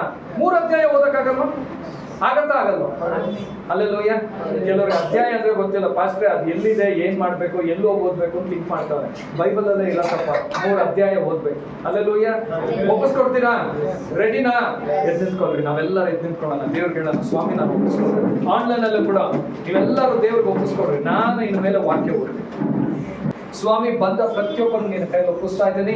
ಕರ್ತನೆ, ಸಭೆಗೆ ಇವತ್ತು ಕಾರಣಾಂತರದಿಂದ ಆನ್ಲೈನ್ ಅಲ್ಲಾಗ್ಲಿ ಆಫ್ಲೈನ್ ಅಲ್ಲಾಗ್ಲಿ ಬರಕ್ಕಾಗದೇ ಇರೋರ್ನು ಕೂಡ ನಾವು ನೆನಪಿಸ್ಕೊತಾ ಇದ್ದೀವಿ. ಎಲ್ಲರೂ ನಿನ್ನ ರಕ್ತದ ಕೋಟೆಯಲ್ಲಿ ಮರೆ ಮಾಡಿಕೋ. ಕರ್ತನೆ, ಇಡೀ ವಾರ ಪ್ರತಿಯೊಬ್ಬರನ್ನು ಕಾದಿ ಕಾಪಾಡು. ಯಾವ ಕೇಡು ಗಂಡಾಂತರಗಳು, ಕರ್ತನೆ, ಯಾವ ರೋಗಗಳು, ಯಾವ ಅಸ್ವಸ್ಥತೆಗಳು, ಯಾವ ದುರಾತ್ಮನ ಕಾರ್ಯಗಳು ಅವ್ರ ಬಲಿಗೆ ಬರದೇ ಇರುವಂತೆ ನೀನು ಅವ್ರನ್ನ ರಕ್ಷಿಸು, ನಡೆಸು. ಯಾವುದೇ ಕರ್ತನೆ ಕೆಟ್ಟ ಸುದ್ದಿ ಅವ್ರ ಕಿವಿಗೆ ಬೀಳದೇ ಇರುವಂತೆ ಈ ಇಡೀ ವಾರ ನೀನು ಕಾದಿ ಕಾಪಾಡು, ಆಶೀರ್ವದಿಸು ರಾಜ. ಪ್ರತಿಯೊಂದು ಕುಟುಂಬದಲ್ಲಿ ಕರ್ತನೆ ನಾನು ಸಮಾಧಾನವನ್ನು ಬಿಡುಗಡೆ ಮಾಡ್ತಾ ಇದ್ದೀನಿ. ಎಲ್ಲ ಜಗಳ, ನೋವು, ಮಿಸ್ಅಂಡರ್ಸ್ಟ್ಯಾಂಡಿಂಗ್ ಯೇಸು ನಾಮದಲ್ಲಿ ಬಿಟ್ಟು ಹೋಗುವಂತೆ, ನಿನ್ನ ಪ್ರೀತಿ, ಐಕ್ಯತೆ, ಒಮ್ಮನಸ್ಸು ಪ್ರತಿಯೊಬ್ಬರ ಕುಟುಂಬದಲ್ಲಿ ಬಿಡುಗಡೆ ಆಗುವಂತೆ ನಾನು ಪ್ರಾರ್ಥಿಸ್ತಾ ಇದ್ದೀನಿ. ಕರ್ತನೆ, ಯಾರೆಲ್ಲ ಕೆಲಸ ಮಾಡ್ತಾ ಇದ್ದಾರೋ ಅವರ ಕೆಲಸದಲ್ಲಿ ಕಿರುಕುಳ ಇಲ್ಲದೆ ಅವರ ಸಂಬಳ ಕರೆಕ್ಟ್ ಆಗಿ ಬರಬೇಕು ಸ್ವಾಮಿ. ಕರ್ತನೆ, ಅವರಿಗೆ ಬೇಕಾಗಿರುವಂತಹ ಆಶೀರ್ವಾದಗಳು ಕರೆಕ್ಟ್ ಆಗಿ ಬರಲಿ. ಕರ್ತನೆ, ಅವರ ಇನ್ಕ್ರಿಮೆಂಟ್, ಪ್ರಮೋಷನ್ಸ್ ಕರೆಕ್ಟ್ ಆಗಿ ರಿಲೀಸ್ ಆಗಲಿ. ಆ ಕೆಲಸದಲ್ಲಿ ಇವ್ರನ್ನ ತುಳಿಬೇಕು, ಇದು ಮಾಡಬೇಕು ಅಂತ ಇರುವಂತ ಎಲ್ಲರ ಹೃದಯಗಳನ್ನು ನೀನು ತೆಗೆದಾಕು ರಾಜ. ನಿನ್ನ ದಯೆ ಇವ್ರ ಮೇಲೆ ಇರೋದ್ರಿಂದ ಅಲ್ಲಿರುವ ಎಲ್ಲರ ದಯೆ ಅವ್ರ ಮೇಲೆ ಇಳಿಯಲಿ ರಾಜ. ಅದೇ ರೀತಿಯಾಗಿ ರಾಜ, ಯಾರೆಲ್ಲ ಹೊಸ ಕೆಲಸಕ್ಕಾಗಿ ಪ್ರಯತ್ನ ಪಡ್ತಾ ಇದ್ದಾರೋ ನೀನು ಮಾರ್ಗಗಳನ್ನು ತೆಗೆ ಸ್ವಾಮಿ. ಅವ್ರಿಗೆ ಹೊಸ ಡೋರ್ಸ್ಗಳು ಓಪನ್ ಆಗಿ ಕರ್ತನೆ, ರೈಟ್ ಕನೆಕ್ಷನ್, ರೈಟ್ ಪ್ಲೇಸ್ಗೆ ಅವ್ರನ್ನ ಕರ್ಕೊಂಡು ಹೋಗು. ಯಾರೆಲ್ಲ ಬಿಸ್ನೆಸ್ ಮಾಡ್ತಾ ಇದ್ದಾರೋ ಅದು ಯಾವುದೇ ಬಿಸ್ನೆಸ್ ಅಲ್ಲಾಗ್ಲಿ ರಾಜ, ಅದು ರೋಡ್ ಅಲ್ಲಾಗ್ಲಿ ಆಫೀಸ್ ಅಲ್ಲಾಗ್ಲಿ, ನೀನು ಆ ಬಿಸ್ನೆಸ್ ಗಳನ್ನು ಆಶೀರ್ವದಿಸು ಸ್ವಾಮಿ. ಆ ಬಿಸ್ನೆಸ್ ಅನ್ನು ರಕ್ತದ ಕೋಟೆಯಲ್ಲಿ ಮರೆ ಮಾಡಿಕೋ. ಅವ್ರಿಗೆ ಬರಬೇಕಾಗಿರುವಂತಹ ಕಸ್ಟಮರ್ಸ್ ಗಳು, ಆರ್ಡರ್ಸ್ ಗಳು ಕರ್ತನೆ ಎಲ್ಲ ಬಿಡುಗಡೆ ಆಗುವಂತೆ ಪ್ರಾರ್ಥಿಸ್ತಾ ಇದ್ದೀನಿ. ಮುಖ್ಯವಾಗಿ ಸೇವೆ ಮಾಡುವ ಪ್ರತಿಯೊಬ್ಬರು ನಿನ್ನ ಕೈಯಲ್ಲಿ ಒಪ್ಪಿಸ್ತಾ ಇದ್ದೀನಿ. ಅವರನ್ನು ರಕ್ತದ ಕೋಟೆಯಲ್ಲಿ ಮರೆ ಮಾಡಿಕೋ. ಯಾವ ಶೋಧನೆಯಲ್ಲಿ ಅವರು ಬೀಳದೇ ಇರುವಂತೆ ಅವ್ರನ್ನ ಕೈ ಹಿಡಿದು ನಡೆಸು. ಅವರ ಸೇವೆ ವಿಸ್ತರಿಸಲ್ಪಡಲಿ. ಅವ್ರಿಗೆ ಹೊಸ ಮಾರ್ಗಗಳು, ಹೊಸ ಕನೆಕ್ಷನ್ಸ್ ಗಳು ಉಂಟಾಗ್ಲಿ. ಅವರ ಅಭಿಷೇಕಕ್ಕೆ ತಕ್ಕ ಹಾಗೆ ನೀನು ಅವ್ರನ್ನ ಬಲವಾಗಿ ವಾರದಲ್ಲಿ ಉಪಯೋಗಿಸು ರಾಜ. ನೀವು ಹಾಗೆ ಮಾಡೋದಕ್ಕಾಗಿ ಸ್ತೋತ್ರ ಸ್ವಾಮಿ. ಕರ್ತನೆ, ಪ್ರತಿಯೊಬ್ಬರು ಹೋಗ್ಬೇಕಾದ್ರೂ ಬರ್ಬೇಕಾದ್ರೂ ನಿನ್ ರಕ್ತದ ಕೋಟೆಯಲ್ಲಿ ಮರೆ ಮಾಡಿಕೋ. ಈ ವಾರ ಯಾರ್ಯಾರು ಏನೇನು ಕಮಿಟ್ಮೆಂಟ್ ಕೊಟ್ಟಿದ್ದಾರೋ ಆ ಎಲ್ಲ ಕಮಿಟ್ಮೆಂಟ್ ಅವ್ರಿಗೆ ಅವಮಾನಗಳು ಆಗದೇ ಇರುವಂತೆ ನೀನು ಪೂರೈಸಿ ಕೊಡು. ಅವರೆಲ್ಲ ಕೊರತೆಗಳು ನೀಗಿಸಲ್ಪಡಲಿ ಸ್ವಾಮಿ. ಕರ್ತನೆ, ಮುಖ್ಯವಾಗಿ ಈ ವಾರ ಕೂಡ, ಕಳೆದ ವಾರದಲ್ಲಿ ಕೂಡ ಯಾರೆಲ್ಲ ಕೆಟ್ಟ ಅಭ್ಯಾಸದಲ್ಲಿ ಬಿದ್ದು ಎದ್ದು ಬಂದಿದ್ದಾರೋ ಅವ್ರನ್ನ ನಿನ್ ಕೈಲಿ ಒಪ್ಪಿಸ್ತಾ ಇದ್ದೀವಿ. ಅವರು ನಿನ್ ಮಕ್ಕಳಪ್ಪ. ನಿನ್ನ ಕರುಣೆ, ನಿನ್ನ ಪ್ರೀತಿ ಆ ಮಕ್ಕಳ ಮೇಲೆ ಬಿಡುಗಡೆ ಆಗ್ಲಿ. ಆ ಬಂಧನದಿಂದ ಹೊರಬಂದು ಅವರು ಅವ್ರ ಕುಟುಂಬ ಸಂತೋಷವಾಗಿರುವಂತೆ ನೀನು ಆಶೀರ್ವದಿಸು. ನೀನು ಕಾರ್ಯಗಳನ್ನು ಮಾಡೋದಕ್ಕಾಗಿ ಸ್ತೋತ್ರಪ್ಪ.